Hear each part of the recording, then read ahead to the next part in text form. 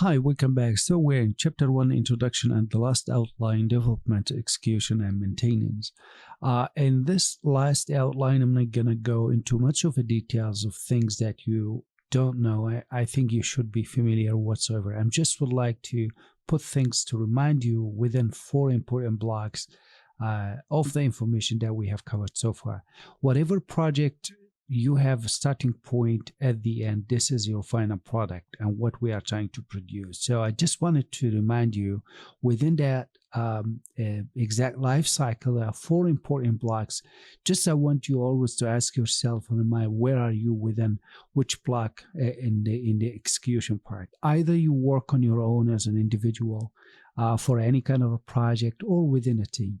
As a leader of the team, member of the team, personally, I like to think of these blocks within any process or task I would like to accomplish. So first of all, ask the initiation. Have you all the steps in such order? You understand the scope of the project? Do you understand what you're about to achieve?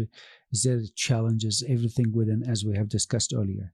Also ask, while you are in the block of planning, are all the things are required in order for the execution yet to come be smooth, correct, and later in maintenance part or following up part to be possible is done. So planning is really, really crucial. I could say that most of the project I work on, any task I want to execute, I think planning takes a very, very good share of the time within the entire life cycle.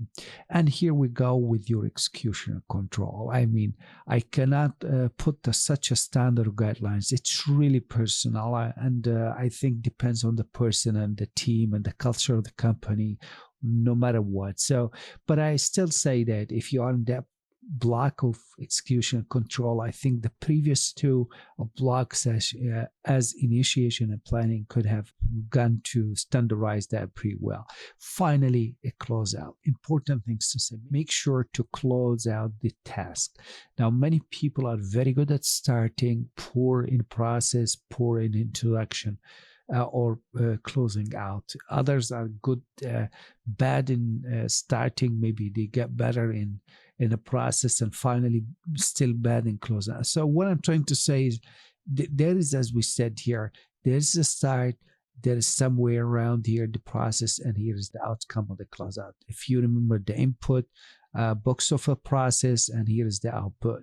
So always make sure to close out right. See, sometimes it's not the perfect. You have to recycle again. Something went wrong. The product is not, the tasks still need to be touched again, etc. But make sure to close out your program correctly. That was all, just to remind you with these 4 blocks as we are closing down the introduction part.